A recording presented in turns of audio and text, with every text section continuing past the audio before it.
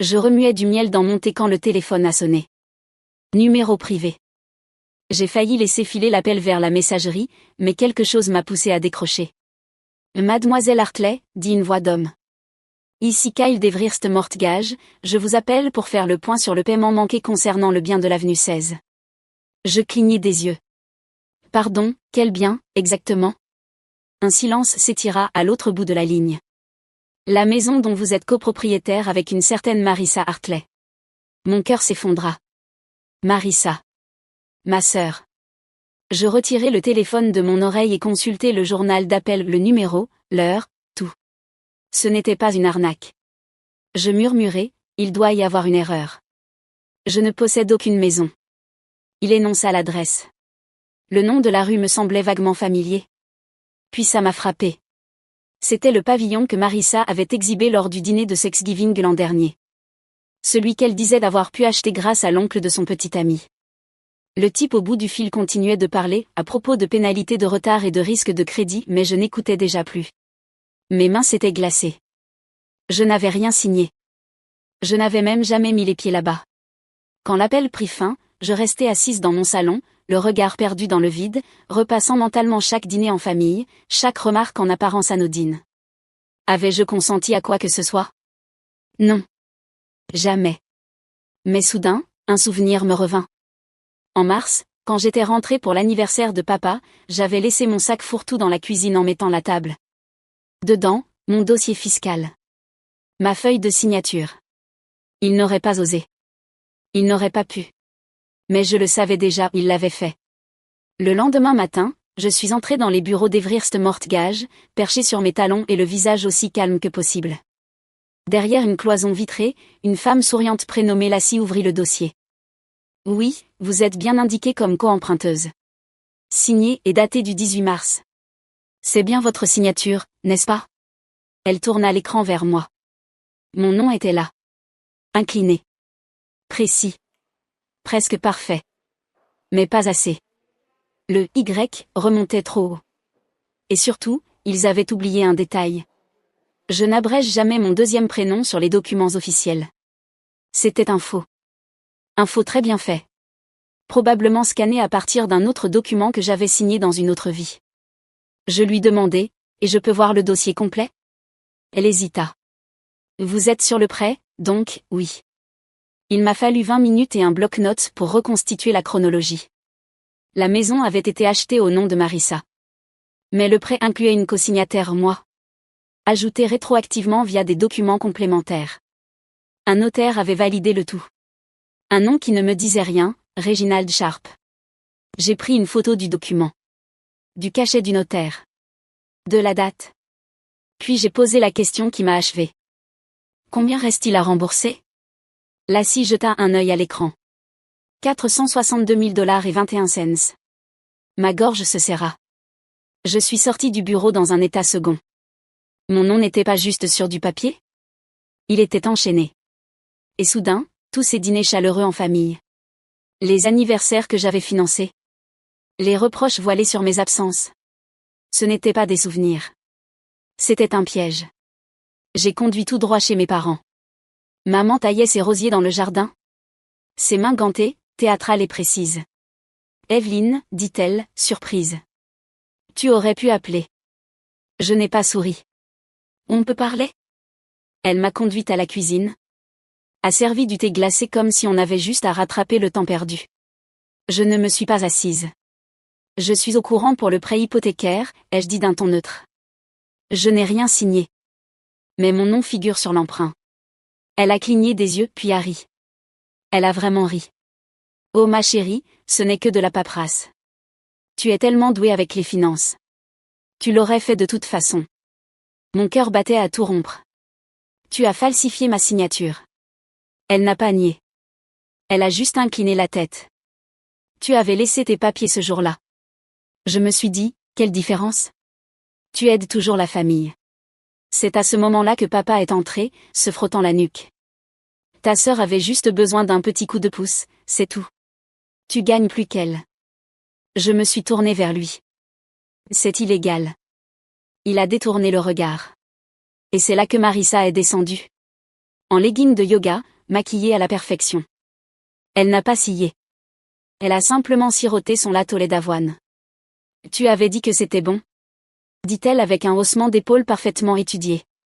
Et ne me dis pas que tu changes d'avis. Je l'ai regardé fixement. Je ne t'ai jamais donné mon accord. Marissa sourit comme si elle regardait une sitcom.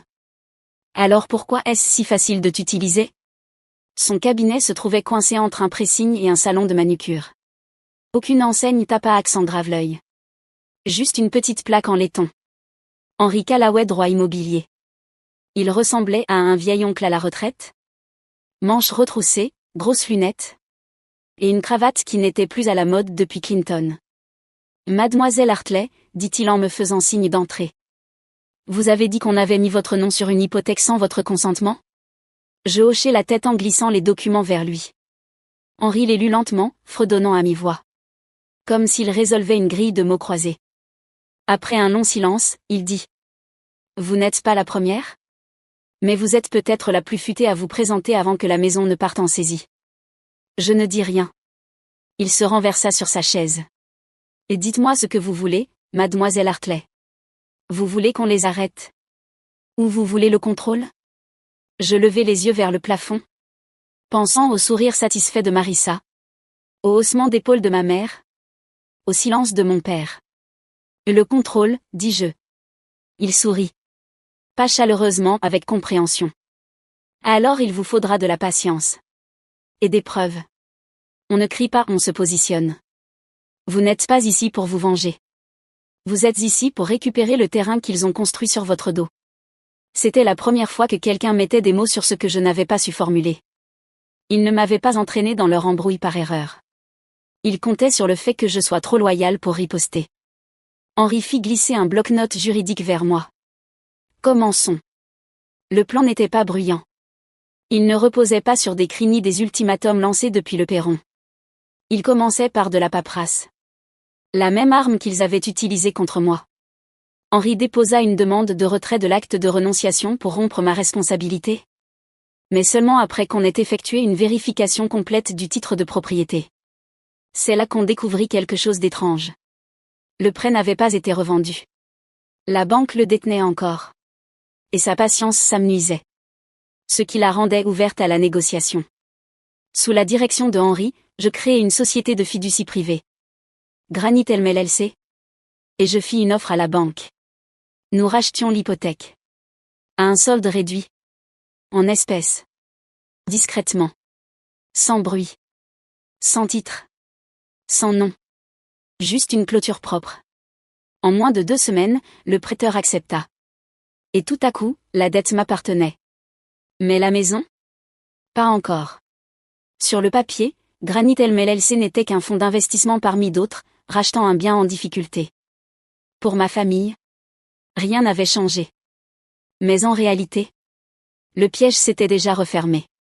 Marissa avait déjà manqué de paiement. Elle n'avait aucune idée que son prêt avait été réaffecté. Aucun soupçon que sa nouvelle créancière, c'était moi. Henri jeta un œil au document final et tapota la ligne de signature. « Vous voulez utiliser un autre nom ?» demanda-t-il. Je secouai la tête. Non. Qu'il le voie au moment voulu. Parce que cette fois, je ne nettoyais pas le désastre. Je préparais les conséquences. Je ne les ai pas appelés. Je ne les ai pas prévenus. J'ai simplement attendu. Marissa a raté un 3e paiement. La période de grâce prit fin. Puis, discrètement, un avis de défaut de paiement fut émis par Granit LLC. Avec ma signature. Cette même semaine, maman m'envoya une photo d'un plateau de charcuterie d'un brunch arrosé de vin, ajoutant « Tu nous manques ici ». Je la regardai pendant une bonne minute. La femme qui avait falsifié ma signature prétendait maintenant que nous étions les meilleurs amis. Alors j'ai répondu avec un emoji sourire et archivé la conversation au cas où j'en aurais besoin plus tard. Et alors, tout a commencé. Un jeudi après-midi, je reçus un message vocal de Marissa. Aucun bonjour, juste. Hey, y a un souci avec la boîte de prêt. Je crois qu'il a été vendu ou un truc du genre. Tu peux vérifier de ton côté? Je n'ai pas répondu. Ensuite, un email de mon père maladroit, trop formel, comme s'il écrivait à un supérieur. Evelyne, si tu as des informations concernant les récents changements liés à l'hypothèque, merci de nous en faire part. Nous craignons que cela n'affecte notre refinancement. Notre refinancement. Je l'ai transféré à Henri et me suis versé une tasse de thé. Quand l'avis d'avoir à régulariser ou quitter les lieux est arrivé à leur porte, ma mère a finalement appelé. Sa voix était fine, cassante, soigneusement travaillée. On a juste besoin d'un peu de temps, dit-elle. J'ai laissé le silence s'installer. Puis j'ai répondu. Vous aviez besoin de temps avant de signer à ma place, ou après? Elle a tenté de pleurer. Je n'ai pas bronché. Ce n'est pas personnel, Evelyne. Tu restes de la famille. Non, dis-je doucement. Je suis créancière. Ce week-end-là, j'ai reçu un email groupé de l'agent immobilier de Marissa. Elle essayait de mettre la maison, mon bien, en vente, sans savoir que l'acte comportait des conditions. La vente a échoué en 48 heures. Puis est venu l'ultime affront. Lorraine m'a invitée à un dîner de famille. Elle disait que c'était pour apaiser les tensions. J'ai répondu. Bien sûr. J'apporterai le dessert. Ce que j'apportais réellement, c'était la propriété. Et un notaire qui m'attendait dans une voiture garée juste devant. Prêt à faire signer les papiers qui comptaient vraiment. La salle à manger sentait le poulet au romarin, et le désespoir. Lorraine avait sorti la belle vaisselle. Les verres à vin brillaient. Les bougies vacillaient comme si c'était Thanksgiving. Mais l'ambiance était étrange. Papa m'évitait du regard. Le sourire de Marissa était trop figé, ses yeux passaient sans cesse de moi à son téléphone. Et le seul bruit plus fort que les fourchettes raclant la porcelaine, c'était le silence entre les phrases. J'ai attendu que les assiettes soient débarrassées. Puis j'ai sorti une fine enveloppe manie de mon sac et je l'ai posée sur la table, entre la salière et la poivrière. Qu'est-ce que c'est? Demanda Lorraine, d'un ton trop détaché. Et des documents mis à jour, dis-je. Pour la maison. Marissa ne l'a même pas touché. Ses doigts s'agrippaient à son verre de vin comme à une bouée de sauvetage. Papa l'a ouverte, a parcouru la première page. Ses lèvres bougeaient pendant qu'il lisait. La voix de Lorraine a baissé d'un ton. Qu'est-ce que c'est que ça, Evelyne? Des documents d'achat, dis-je. Je détiens la dette, ce qui signifie que je détiens le privilège, ce qui veut dire que vous avez 30 jours pour quitter les lieux ou payer la totalité. Marissa a éclaté de rire, un rire aigu, fragile. Tu ne ferais pas ça. Tu ne peux pas. Je l'ai regardé droit dans les yeux. C'est déjà fait. Elle s'est levée, faisant basculer sa chaise. C'est une trahison. Je n'ai pas scié. Non. C'est ce pourquoi tu as signé. Je l'ai juste signé mieux. Ils ont crié. Papa a marmonné quelque chose à propos de la famille. Lorraine a murmuré que j'étais cruelle. Je me suis levée, j'ai repoussé ma chaise et j'ai posé une boîte recouverte de papier aluminium sur le comptoir. Voilà le dessert. Coblé à la pêche. Celui que vous disiez toujours que je faisais trop sucré. Puis je me suis tournée vers la sortie. Dehors, le notaire attendait dans une berline noire, moteur allumé. Et pour la première fois depuis des mois, j'ai souri. J'étais à mi-chemin de la porte quand Marissa a soufflé entre ses dents. Tu t'es toujours cru meilleur que nous. Je me suis retournée lentement. Non. Je pensais être utile pour vous. Et je l'étais. Lorraine s'est levée, bras croisés, ses perles serrées contre son cou. Nous sommes tes parents. On a fait ce qu'il fallait. À moi, ai-je répondu. Pas pour moi. Je suis allée jusqu'au buffet, et repris le dossier qu'il n'avait même pas touché. Laisse-moi simplifier. Vous avez 3 options. 1. Rembourser intégralement le prêt à mon LLC. 2. Quitter les lieux sous 30 jours. 3. Contester devant le tribunal, ce qui, je t'assure, ne vous sera pas favorable. J'ai les journaux de notarisation, les superpositions de signatures falsifiées et les enregistrements d'appels. Papa a voulu parler, mais j'ai levé la main. Ce n'est pas un débat. C'est une transaction. Marissa s'est jetée sur le dossier comme si elle pouvait tout annuler à main nue. Tu ne peux pas me faire ça. J'ai une carrière. Des gens me suivent. Alors dis-leur la vérité, ai-je dit. Et dis-leur comment tu as volé le nom de ta sœur pour financer ton style de vie soigneusement mis en scène. Silence. Celui qui vibre doucement. J'ai sorti un contrat vierge de mon sac à main, les posé bien à plat sur la table. Option 4, ai-je dit. Signe ce transfert volontaire, et je t'autorise à louer la suite d'amis au tarif du marché. Pas de vérification de crédit. Pas de garant. Marissa le fixait comme s'il allait la mordre. Les mains de Lorraine tremblaient. C'est papa qui a finalement demandé. Pourquoi tu fais ça? Je l'ai regardé dans les yeux. Parce que vous avez tous pensé que je ne le ferais pas. Vous comptiez sur mon silence, sur mon sens du devoir, sur le fait que je préférerais protéger le nom de la famille plutôt que moi-même. Je me suis penchée en avant. Vous avez utilisé mon nom comme s'il ne valait rien. Maintenant, c'est le seul nom sur l'acte de propriété. Le notaire a frappé une fois à la porte. Je l'ai ouverte, j'ai hoché la tête, et il est entré, mallette à la main. Lorraine avait l'air malade. Marissa a fui dans le couloir, marmonnant des insultes. Papa s'est assis lentement, comme si la gravité s'était soudain doublée. Le notaire a déployé les documents. Qui signe en premier, a-t-il demandé. J'ai regardé autour de moi. Personne n'a bougé. J'ai glissé les papiers dans l'enveloppe et les lui ai tendus. Ils vous appelleront quand ils seront prêts, ai-je dit. Mais ils ne le feront pas. Pas tout de suite. Puis je suis sortie, mes talons résonnant sur le parquet comme un coup de marteau. Le lendemain matin, j'ai envoyé un seul email. Objet, dépôt final Granitel LLC. Pièce jointe, copie numérique de la saisie, preuve du transfert de propriété, extrait audio, et attestation notariée. En moins de 24 heures, Henri m'a transféré un message du bureau du comté confirmant que le privilège immobilier avait été transféré intégralement à mon nom. Pas de faille. Pas de recours. Plus de faux semblants. Plus tard dans la semaine, un journaliste local m'a appelé. Mademoiselle Hartley, nous faisons un article sur les dépôts immobiliers frauduleux. Votre cas est cité dans un séminaire de formation. J'ai décliné l'interview.